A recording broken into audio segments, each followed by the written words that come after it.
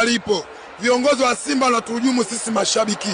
Tunasema wanatuhujumu kwa sababu kama mechi ilikuwa hamna wangetuambia mapema. Wanakuja kutoa taarifa saa sita mchana kwamba mechi ipo. Ina maana wenzetu wanajiandaa, sisi tunaendelea na vikao vyetu.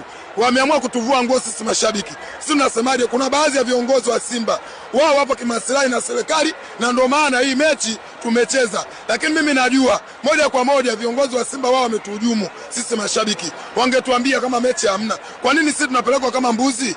Saa 6 za usiku mtu anakuja anatuambia mechi tarehe 25. Hatujui mechi imeahirishwa kwa sababu gani tarehe 15. Yaani viongozi wa Simba hawajatuambia kitu chochote kuhusu mechi ya Simba. Viongozi wa Simba wanatuhujumu.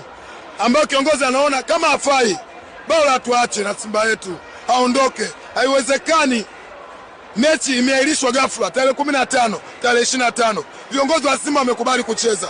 Mbona kuna mechi iliahirishwa hapa? Kuna mechi iliahirishwa. Tumemsikia kiongozi mmoja anazungumzia kwamba Simba tuliahirishwa kwa sababu ya mheshimiwa nani? Rais aliomba. Sisi tumeahirishwa kwa sababu zipi?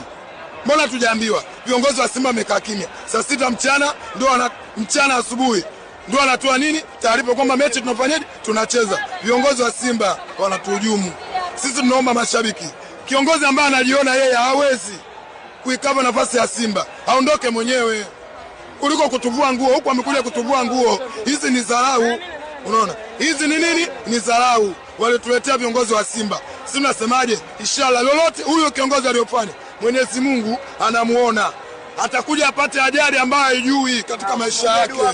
Mimi namuombea dua kiongozi aliyoleta timu. Wameamua kutudhalilisha leo, wametuvua nguo. Wenzetu wanajiandaa na mechi, sisi tumekaa vikao. Yaani haiji akilini.